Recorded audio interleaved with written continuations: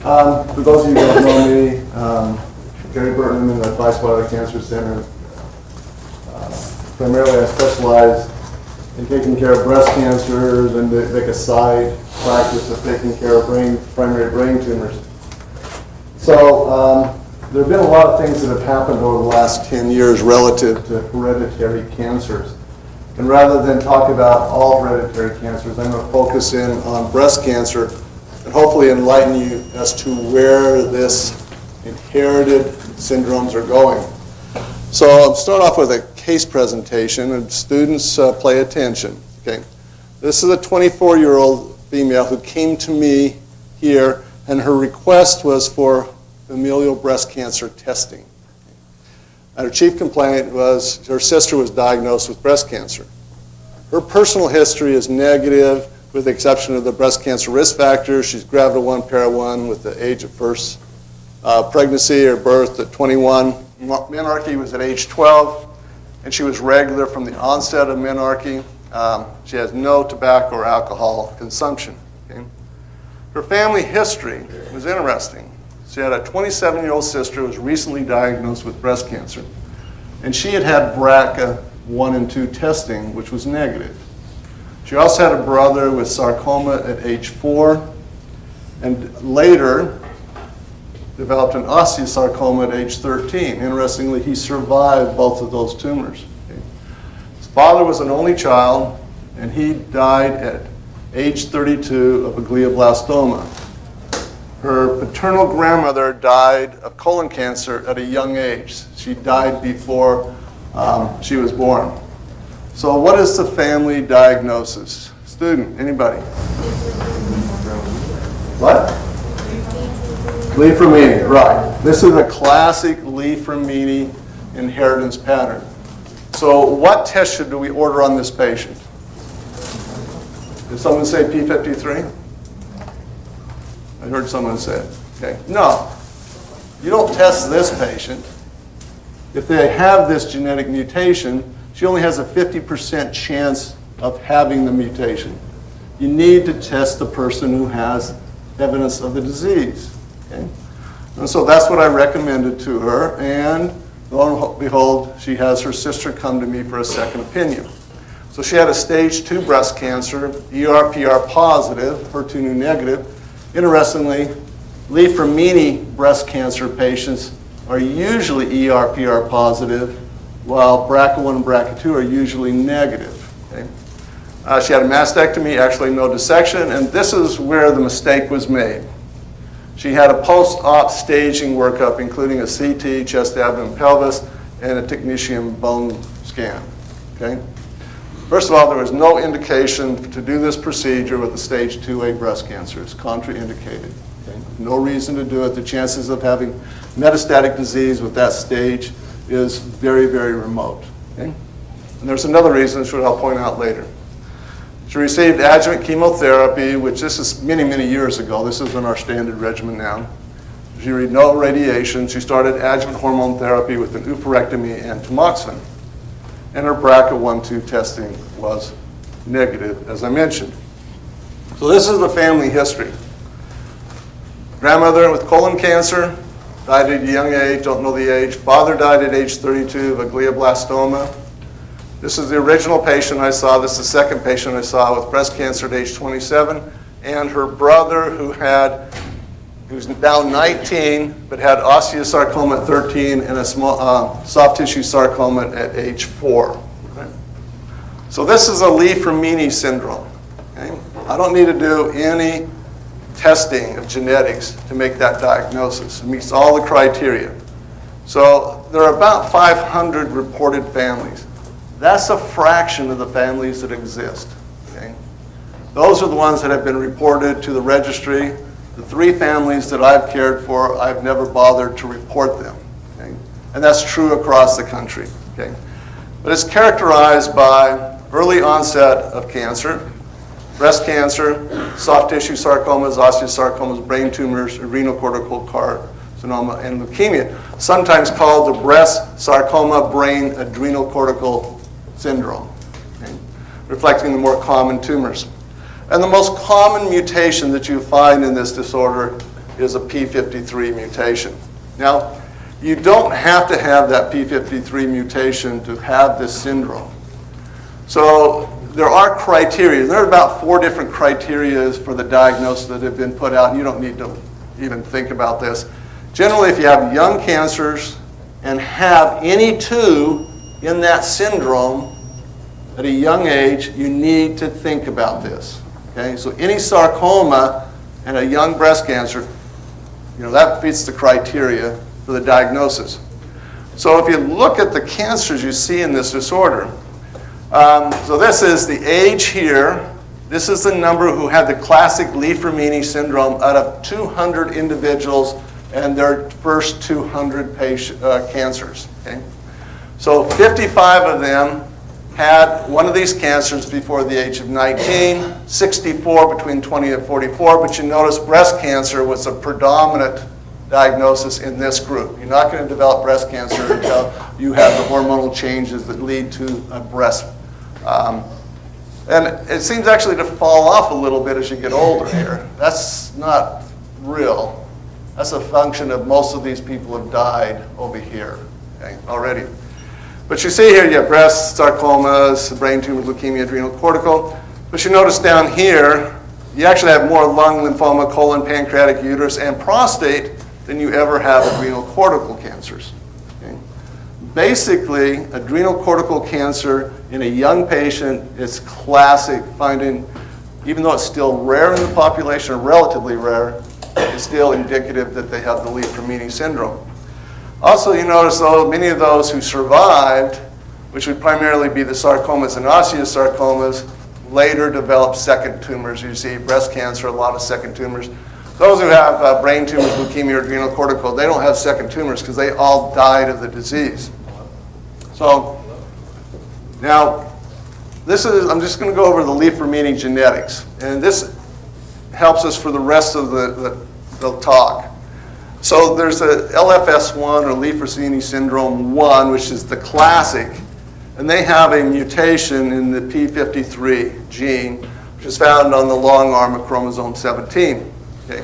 This is predominantly what we call a missense mutation in the DNA binding region. It's the site where this protein that has been coded for binds to the DNA and helps regulate DNA proliferation, DNA repair, and controls whether you go on to replicate or you go into apoptosis, basically looking at how much damage has been done to the genome.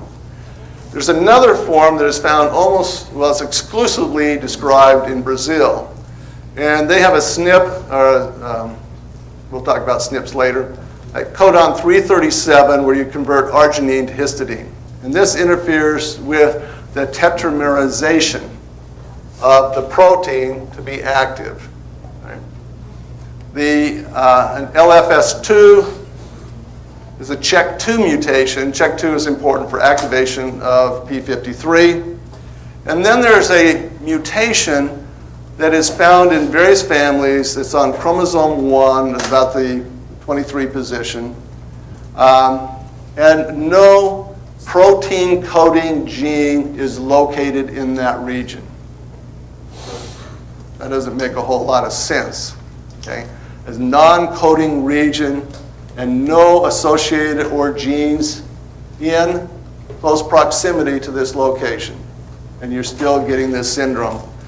And then there's the LSSL, and this is the clinical pattern only, and to date there are no mutations that have been identified. Okay? And that's actually 20% of these families that have this classic syndrome do not have a known mutation. So how do you manage Li-Fraumeni syndrome? Well, it's critical for you to identify the family. Okay? That's important for, in this country, we wouldn't check for the SNP that's seen in the Brazil population. We test for p53 mutation, CHEK2 mutation. And then you have to recognize the cancer pattern in those patients that are negative or any mutation. And it's important to put these patients on very careful screening, okay? Because they're going to get cancer, and they're going to get a whole lot of different cancers. So what you do is you avoid all ionizing radiation. Okay? Remember, ionizing radiation is mutagenic. This gene, or this p53, is important for maintaining the genome, and if it can't maintain the genome and you're adding more mutations, it can't fix them. So you avoid all carcinogens. They can't smoke, obviously. Probably shouldn't eat peanut butter, for that matter. And you do annual total body MRI scans. Okay? That means 3 different MRIs. You do an MRI of the brain protocol, then you do a whole body MRI, and then you have to do a breast protocol in all the women. Right? And then it's also, some people recommend annual, at least semi-annual EGD and colonoscopies. Okay? Prevention, well, prevention really revolves around genetic consultation and family planning. So one option that these patients do, and I have patients that have done this, is in vitro fertilization. Okay? So they can test the embryo for the presence of the gene and use embryos that don't have the gene. And you can do prophylactic mastectomies in the women.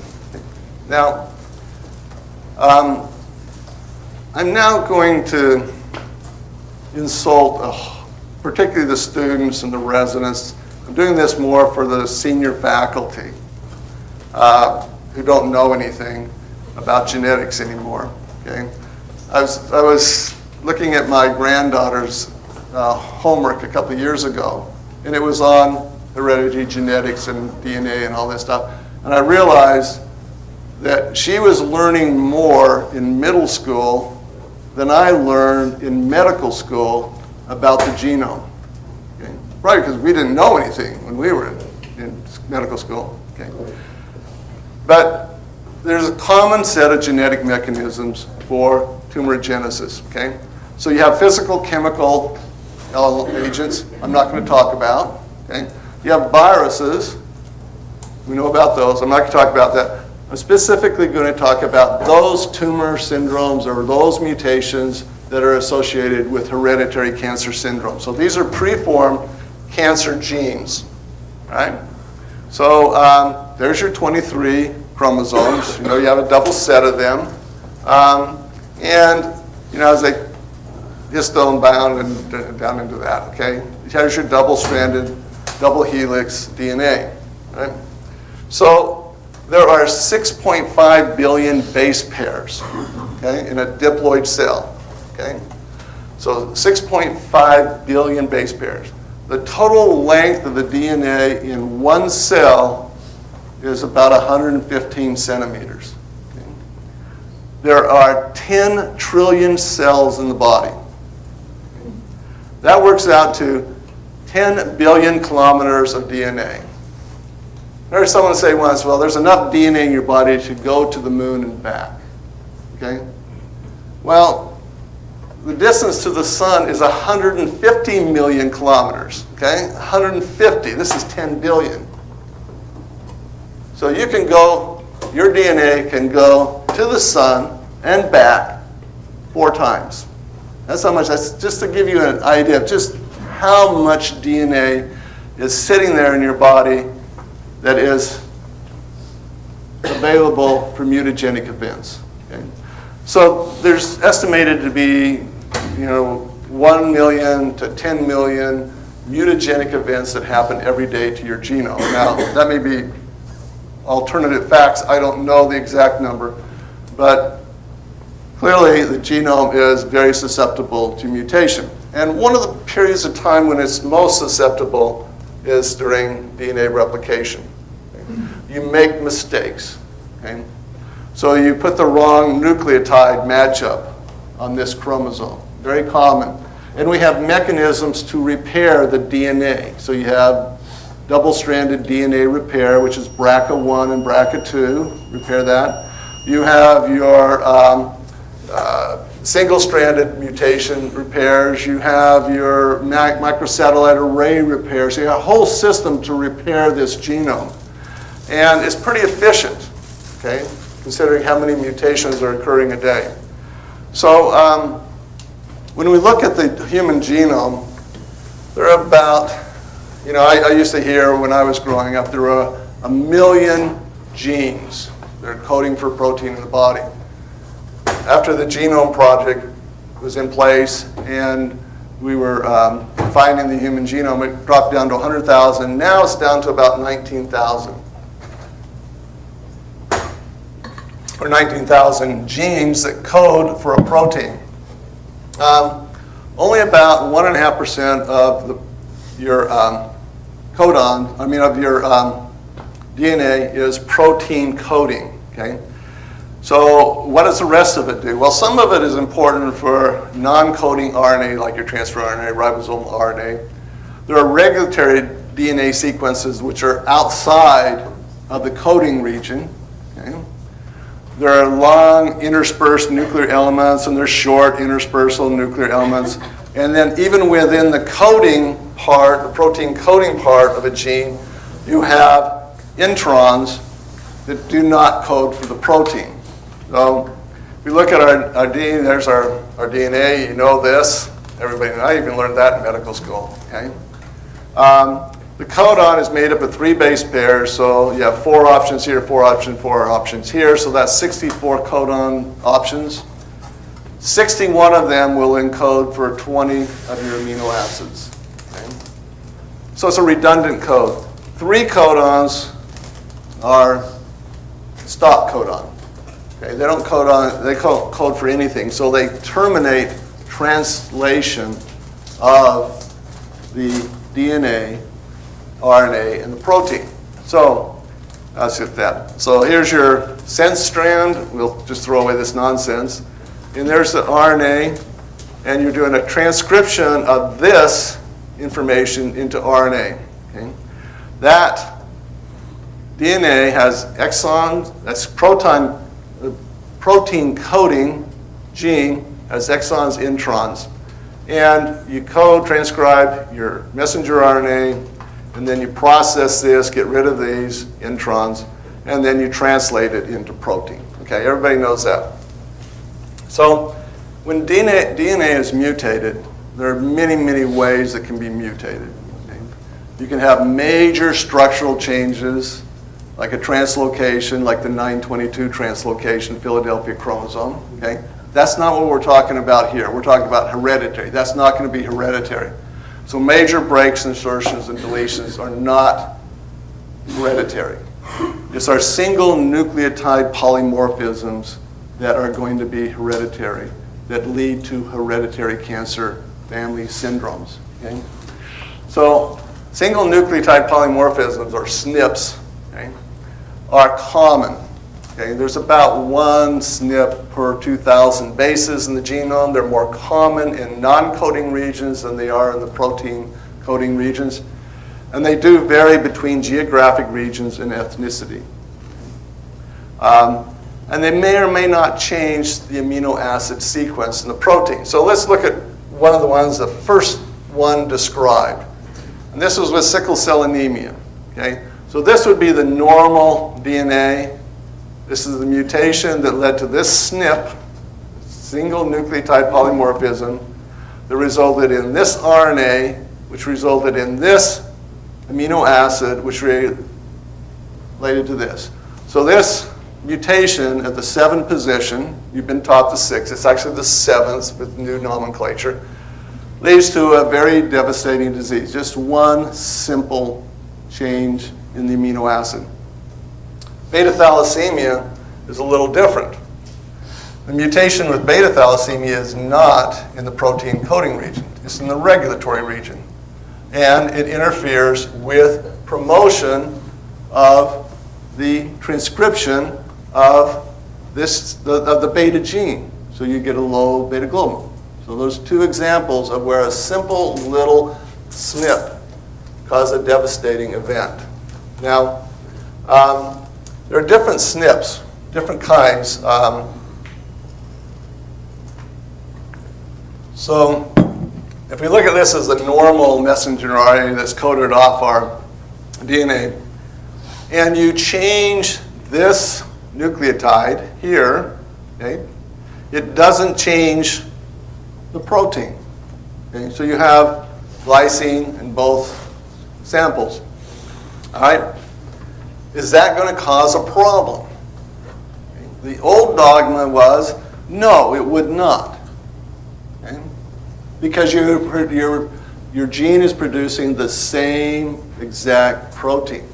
However, it's turning out that these SNPs or some SNPs in this location, or causing this effect, can be detrimental because on the parent DNA, you may not act on that DNA and promote its transcription. So it actually could be devastating. That's probably a very, very rare event, but there are examples that have been seen now. So more commonly associated with cancer would be a missense mutation. So what happens here is you get this and you change the amino acid, so you change the protein. That may have a devastating effect on the activity of the protein, or it may have little effect. It just depends. So this is a missense. This is a more serious mutation, it's so-called nonsense mutation. Now your SNP here results in a stop codon. So now you've truncated your protein. Okay? You've shortened it. It's far more likely to have an effect on the action of that protein. And this is the most common event. The most common event is you add in a nucleotide in your parent DNA. So here we put in an extra, or take out the U. So you take it out or put it in. Now you've shifted the code. And so now you change this, but more importantly, downstream, it creates a stop codon. So that's a frame shift resulting in a nonsense. Okay? And that's obviously going to have far more devastating effect, and that is the most common mutation associated with cancer. So, we're constantly bombarded by carcinogens, and so we're having somatic mutations every day, like I said, 1 million to 10 million a day, some of which will be fixed, some of them will sneak through, and eventually you may develop a cancer related to one of these events. In a germline mutation, the parent in the gonads has this mutation which is inherited by the child. In this situation, every cell in that child's body now has that mutation. Okay? And if it involves an important gene, it could be very devastating, like our patient with leukemia. So when we talk about oncogenic mutations, we can divide them into oncogenes or tumor suppressor genes. So an oncogene is a product that streamlines cell replication, pushes things forward. It's like putting a turbocharger on a car. It's going to make the car go faster. Okay? A tumor suppressor gene, controls cell proliferation and is important for DNA repair. So it's kind of like the brakes. You can put a turbocharger on a car, but as long as your brakes are working, you have control of the car. Okay? If your brakes don't work, then the car's out of control. Now, so the proto-oncogenes are normal genes that have been mutated to an on position. While in this situation, you only need one of the two alleles of this gene to be mutated to have that accelerator effect. You don't have to have both mutated. So there are about 100 proto-oncogenes that have been described, but it's probably, in my opinion, there are no germline mutations that are truly an oncogene. Now there's MEN1 and 2. One is supposedly an oncogene, but I think it's more like a tumor suppressor gene. But it's thought the reason you don't see a lot of inherited proto-oncogenes or oncogenes, oncogene is the byproduct of the proto-oncogene, is it results in lethal embryogenesis. So you don't develop. Tumor suppressors are regulatory genes that control cell proliferation. They repair the genome, and they often interact directly with the oncogene products and control them. So if we look at them, tumor suppressor inhibits, oncogenes promote. For a tumor suppressor, to be ineffective, you have to mutate both alleles. Okay? If you have one mutation, you still have the other functioning break. And so you can control and repair the genome. However, this germline mutation is you're going to be just one of the alleles. Okay? So it's fairly frequent in loss of function. Okay? So let's look at this. There's a tumor suppressor loss. So you have a mutation that leads to this. Okay? And that's going to happen about 1 in 10 million generations. You will mutate a specific gene. So if I identify a gene, how often will that gene be mutated in that lifetime? Okay? It's about 1 in 10 million cell divisions. You'll mutate it out. It will bypass the whole system and won't be repaired. Okay? That means to mutate the second gene, this is a tumor suppressor, you've got to lose both of them, you would need 10 million more cell divisions. That's not going to happen. Okay? You don't live that long. Okay? So why would you get cancer? So let's say we got that first mutation, the cell divides and you get this. Okay? But what happens here is this. The cell divides and you get both normal alleles in one cell and you get both abnormal alleles in the second cell. That's called loss of heterozygosity. That occurs in 1 in 1,000 cell divisions. So now you've got this bad situation, okay, where you have double allele mutation loss. Okay? That's going to happen. Now, tumor suppressors control cell proliferation and allow for DNA repair. They mediate programmed cell death and apoptosis, and they repair DNA. This is like a gatekeeper. You lose this gene, its function, you don't repair the genome. And you accumulate more and more and more mutations. And eventually you're going to mutate some oncogenes and you're going to turn them on and it's going to progress, you get more mutations and so forth. And you get cancer. And cancer is characterized by a very unstable genome. Okay? If I do a biopsy on someone early on and then look at the cellular or the molecular mutations that have occurred later near the end of their life, you'll find many, many more than what you saw with the original tumor. Okay? So what happens is with tumor suppressor genes, if you've inherited a bad gene, the normal early function allows many individuals to reach reproductive years. So it then is passed on. You have loss of heterozygosity, which then allows this to progress. And what you see is the cancers occur earlier in life, even decades earlier than what you would normally expect to see. So there are a whole host of tumor suppressor genes. Okay? And what they do is listed here in the syndrome and the primary tumors. Of course, we're most interested in P53. We're actually a little bit interested in that one. BRCA1, BRCA2. And let's see, I don't have P10 up there, do I? Okay. So there are a whole host. This is a very partial list of all the tumor suppressor gene mutations that have been described. Okay? So what you see in people with a tumor suppressor gene mutation, it's a recessive gene. Okay? But it has a pattern of dominant inheritance and it has a pattern of incomplete penetrance. Okay? So not everybody who has this abnormal gene will get cancer. So in some BRCA1 mutated families, only 70% of them will get breast cancer, not 100%. Okay? So now in breast cancer inheritance, there are actually over 60 now recognized and or presumed or purported inherited genes with mutations that are associated with increased risk of breast cancer. Okay?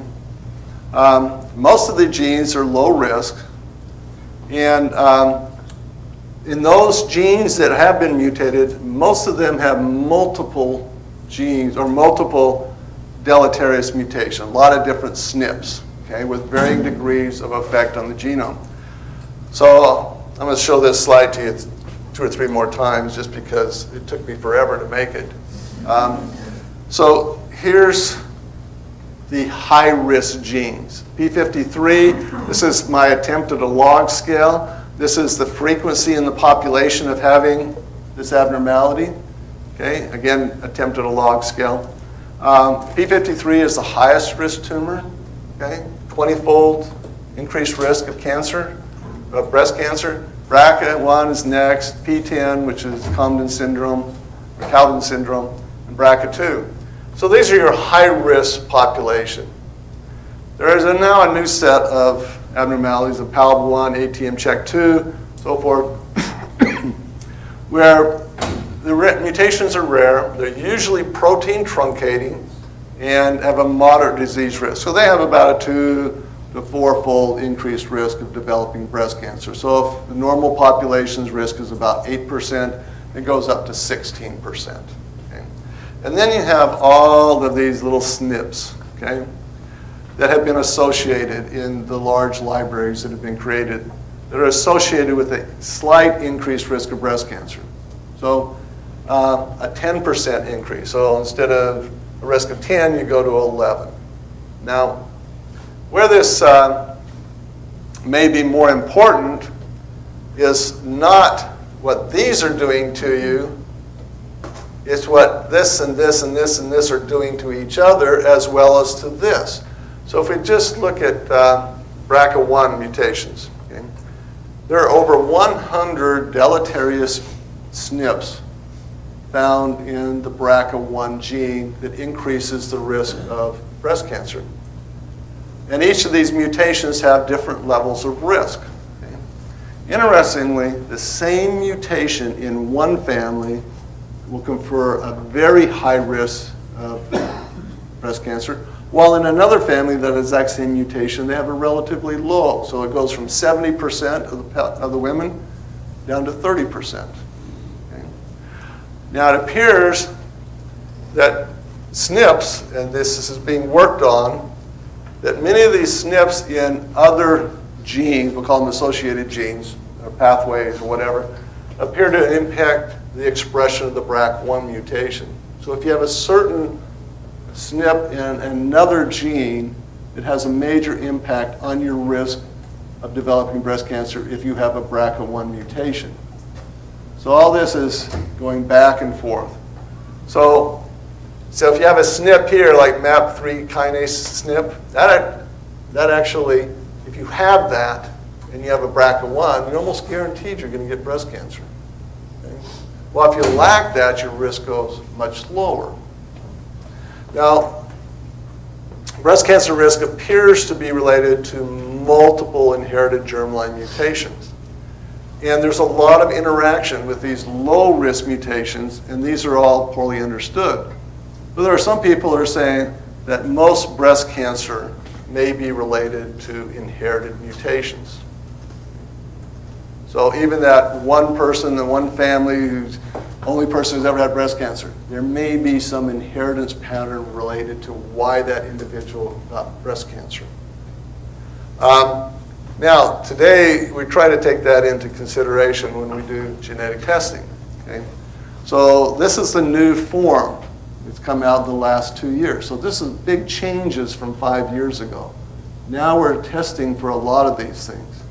So we're listing, so we have different panels we do. So if you're Ashkenazi Jew, there's a certain set of 3 mutations that are found in that population, and you just test that population for that. Okay?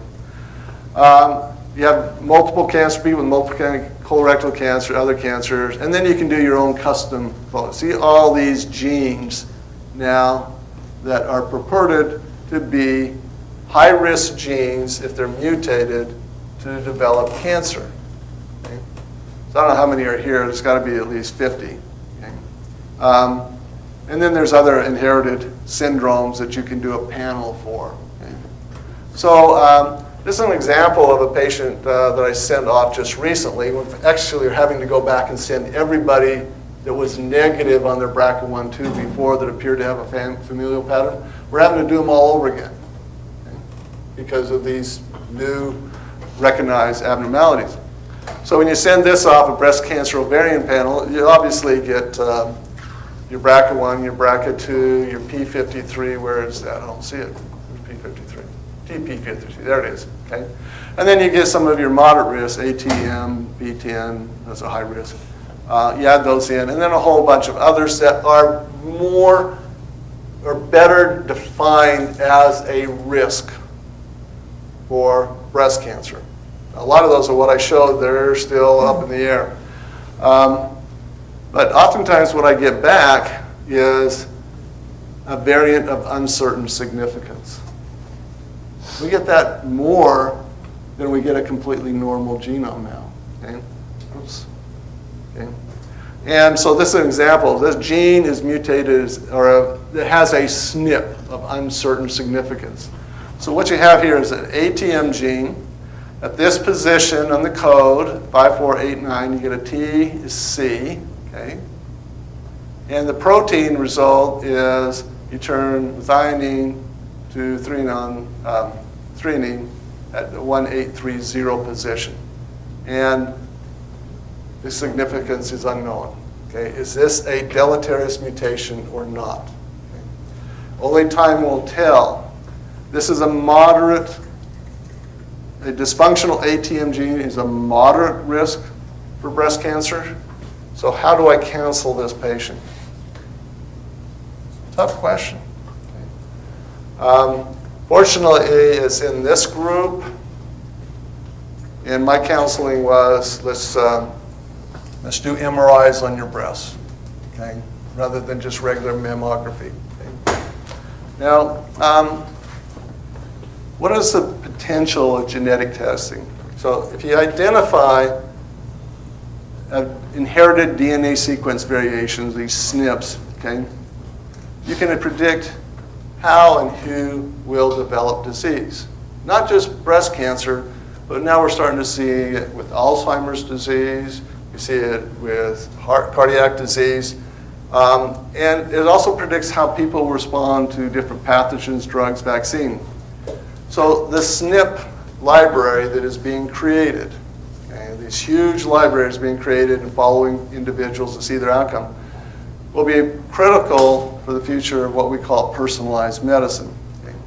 And these SNP data banks are expanding rapidly. So every time I send in a specimen, they do a complete analysis. They don't report on everything, do a complete analysis, looking for SNPs and family history and so forth to see if there's any concerns with that, okay, or any identifiable for the future.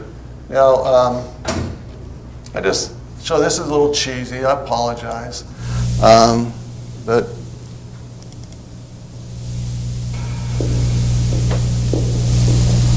where's the sound? Like most other parents of their day, they were determined that their next child would be brought into the world in what has become the natural way. Your extracted eggs, Marie, have been fertilized with Antonio's sperm. After screening, we are left, as you see, with 2 healthy boys and 2 very healthy girls. Naturally, no critical predispositions to any of the major inheritable diseases. All that remains is to select the most compatible candidate. First, we may as well decide on gender. Have you given it any thought? We would want Vincent to have a brother, to play with. Of course you would. Hello, Vincent. You have specified hazel eyes, dark hair, and fair skin. I have taken the liberty of eradicating any potentially prejudicial conditions, premature baldness, myopia, alcoholism and addictive susceptibility, propensity for violence, obesity, etc. We didn't want, diseases, yes, but... Right. We were just wondering if it's good to just leave a few things to chance. You want to give your child the best possible start. Believe me, we have enough imperfection built in already. Your child doesn't need any additional burdens. And keep in mind, this child is still you. simply the best of you. You could conceive naturally 1,000 times and never get such a result. So, I agree that's a little bit cheesy, but you understand, anybody recognize the movie? I'm sure you do, Gattaca. If you haven't seen the movie, I would encourage you to watch it. Yes, are we going to be in the future modifying genomes in unborn children? Or will we be making decisions on whether a particular child will be born or not born based on genome? So I give you an example. I have a recent patient family who has the P53 mutation. So they decided to do in vitro fertilization. And they tested each of the embryos. And actually the first time they tested them, all 6 had the P53 mutation. They did it all over again. And she texted me a couple of months ago. She now lives in another state. That she was quite happy. She had 2 embryos that tested negative and had been implanted and is now pregnant. So that is taking this information, this genetic information, and making decisions on how we procreate, or how we have our children. Will it become far more extensive in the future as we come to learn what all these SNPs mean? Now, I'm going to leave this for a minute because if you're going to do genetic testing, and what I'm seeing in the community is more and more individuals are doing genetic testing on their patients. So they say, oh, yeah, you could have history of breast cancer. Let's send off some genetic testing on you and see. That's a real responsibility. Okay? If you're going to do this, you need to do it correctly. So I'm seeing surgeons do this. I'm seeing GYN. I'm seeing family practitioners do this. So this is a case in point. This is a 37-year-old female who comes to me for a second opinion about her breast cancer. Turns out she has a stage 3B breast cancer. She's got big actually node, supraclavicular nodes. She's ER/PR positive and HER2 negative. Staging workup with a CT scan demonstrated internal mammary nodes. Right? Her family history was interesting in that her maternal grandmother died of breast cancer before the age of 40. And she had 2 maternal aunts that had breast cancer, one of which died, one of which is still alive, living, before the age of 40. Okay. I scheduled her for neoadjuvant chemotherapy and planned to do genetic testing. So she returns 3 days later to begin the chemotherapy, and she's accompanied by her mother and her aunt. And I began the counseling, the initial counseling, and the mother and aunt both report that they have been tested and they are both positive for BRCA2. This had been done 5 years ago. So here's a family history. Grandmother before the age of 40. She is now 52. She's had breast cancer. She's BRCA positive. Another aunt, so this is my patient right here. Another aunt died at age 39 from breast cancer. This individual had a child who was tested as BRCA2 positive, had prophylactic mastectomies and oophorectomies. Okay? And I asked her, well, you're BRCA, how do you know that? And he says, well, they called me. Her doctor called me in and said I needed to be tested. So I came in, they drew blood, and then they called me on the phone and told me I was positive. Nobody talked to her about the implications. The assumption was, or they made, I can assume that they made the assumption that she would confer this information to her children. She had no idea that she should confer this information to her children. So she knew she was BRCA2 positive. She knew she was at risk. She was getting her annual mammograms. She'd gone and got a hysterectomy. Right? And lo and behold, her daughter develops breast cancer 5 years later and will probably die. Okay? It's a very, very high-risk tumor. And think of what we could have done here. So I've got all 3 of these individuals in this past week. This just happened last week, by the way. So I've tested all 3 of these, and we're still awaiting results. Now, there's a little question that she's going to have it. Okay. I'd already initiated that testing before I knew about her parents. These two I've sent testing off and we don't have the results. So if you're going to be involved in genetic testing, you have to understand the ramifications and the ramifications for the family. You need to complete their care and their instruction, how they manage the situation. And this is going to become more and more a part of medicine. The future of medicine is personalized. We're going to see more and more genetic testing and identification of risks. And how are you going to handle that? So, any questions? Happy to answer them. Nobody? Good. Well, this is based on a good family friend. I got an email from St. Louis from a woman who's 32 years old. She's the daughter of a good friend of mine. She tells me that her mom was diagnosed with ovarian cancer, was BRCA negative, but because this young girl was worried, she did kind of what you're talking about, where a doctor just ordered the test. She wanted to be tested, and she had one of the variances of uncertain significance, and guess what she's having done this week? Bilateral mastectomies and oophorectomies, and some doctors doing it. So the trouble with, as you said, doing genetic testing without being able to follow through is you're going to get a whole bunch of people getting operations they don't need or worrying themselves to death. Yeah, I mean, these risks, we look back at this profile of these genes. Yeah, all these genes, some of them will eventually shown to be unimportant. Okay, these are just some of the purported ones that I took time to put in there that have been reported. There may be an association. Many of these will not.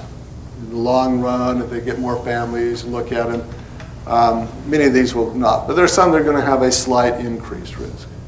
Do you need to do a prophylactic mastectomy if you have a 10% increase in your risk? Not in the incidence, but in your risk. That's going from 8% to 8.8%.